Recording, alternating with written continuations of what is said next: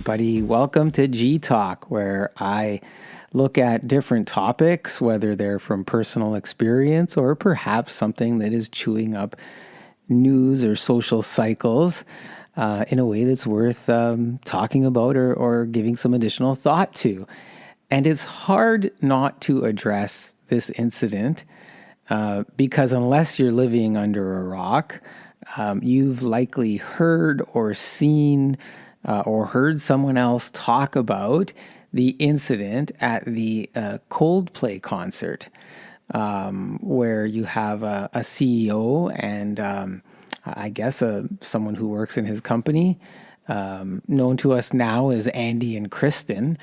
They got caught on a Jumbotron, a camera, at a concert with the band Coldplay.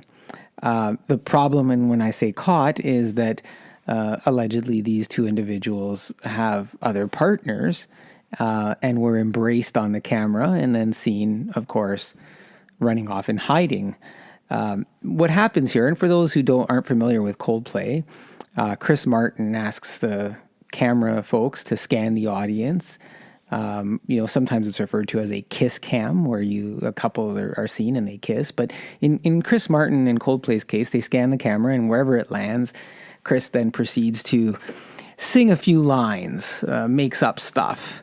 And the camera lands on these two individuals who were embraced, but perhaps should not have been embraced, as they each had significant others at home or elsewhere. Now, there's varying stories. Andy, the CEO of this company, appears to have been married. Kristen, the person that he was with, may have been divorced. I'm not really sure. I haven't looked into those details. There's just a lot of stuff happening in social media. Now, some of the conversations I've had and online, people will say, well, they deserve that. They deserve to be exposed. They deserve to be caught. It's great that this has happened. And social media has gone on ad nauseum, creating memes and jokes and, parallel video scenarios. I can't turn on, if I look at social media, there isn't, as you're scrolling through news or other things, it's just there all the day, all the time, all day, it seems. It's quite, I've had enough of it.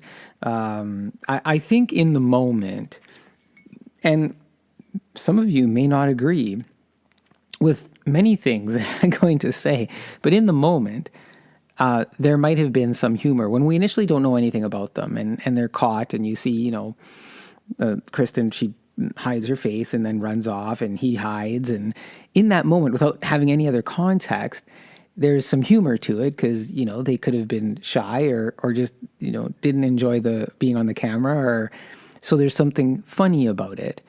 And even a little bit after, when you go, they did something that they shouldn't have been doing. And I think Chris Martin says, well, they're either shy or they're having an affair, himself unknowing what, the scenario is. And so there's some initial humor to it. I get it. But after that wears off, and what's happened is there's a measuring, there's a moral compass that has been expressed here by society at large, where they say, well, this is inappropriate behavior. And so some have taken it upon themselves to say, well, it is my duty to go on and expose this further because a moral compass was, compromised here. And I get it. Fair. Hey, listen, if you're opposed to the scenario that's happened there, I completely understand. And yeah, right. And I think some people say, well, karma comes back to get them.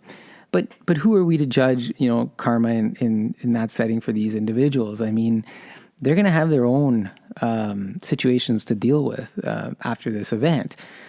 But I've lost the initial humor is gone because I also then consider this very public event between two individuals now impacts two families.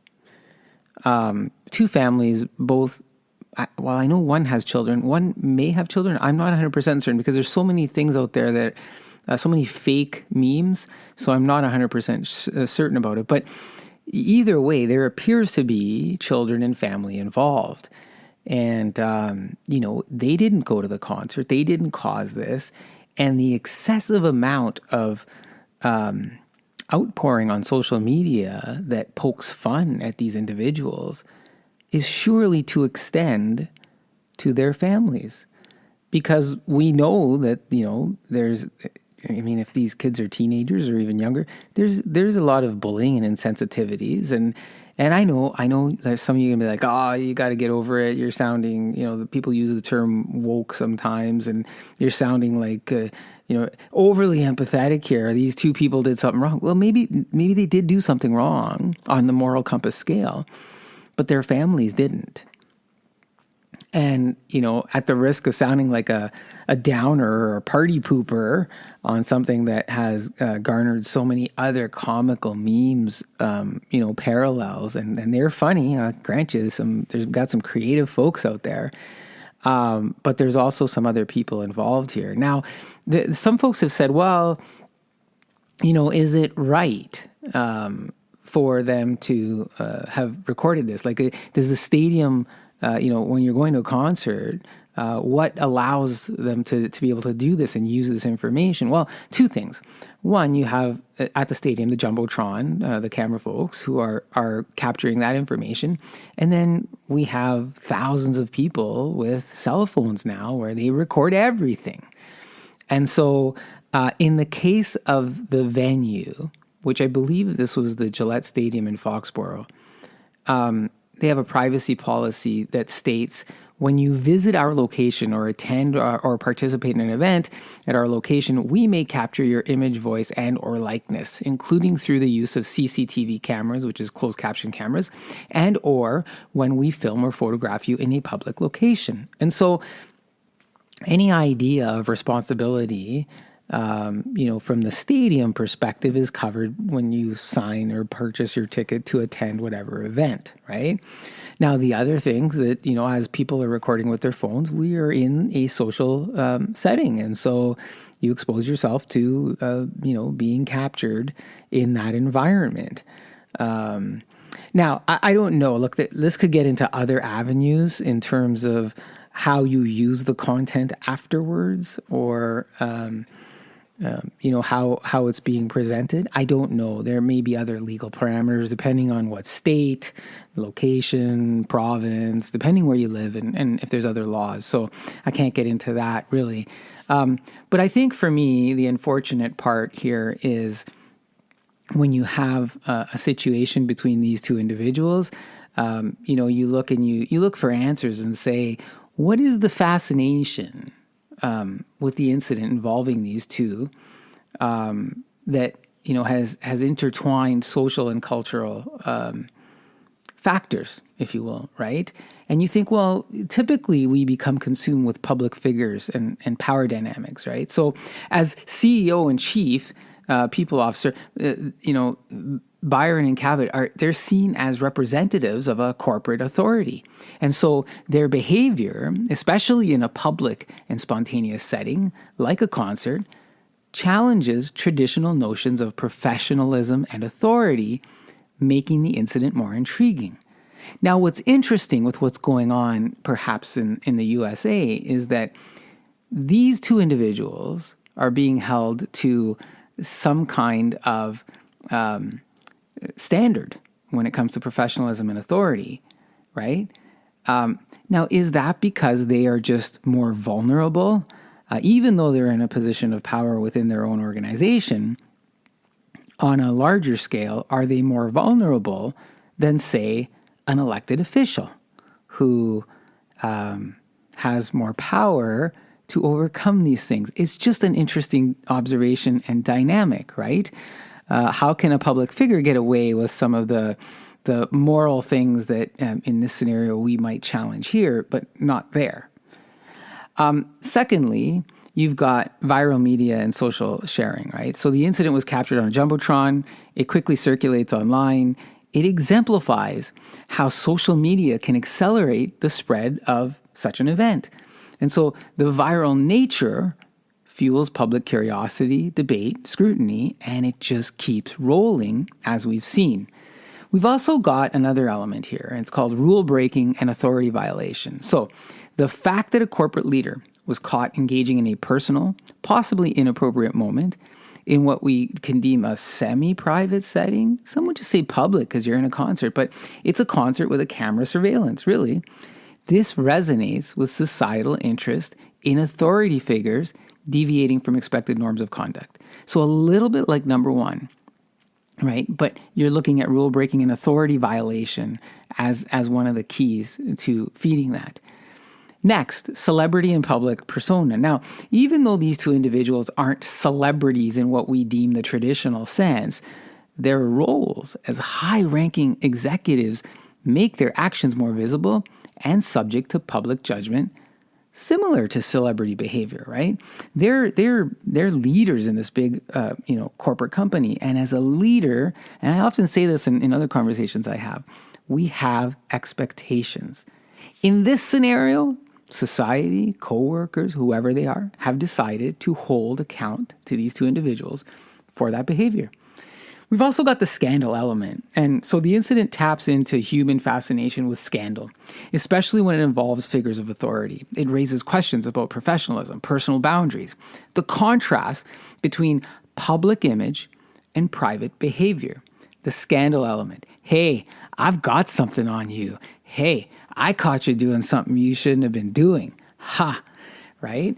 There's also that element of you think you're better than me, or you are better than me financially or socially or in some of these other ways, but now I've got something on you. It's that scandal element.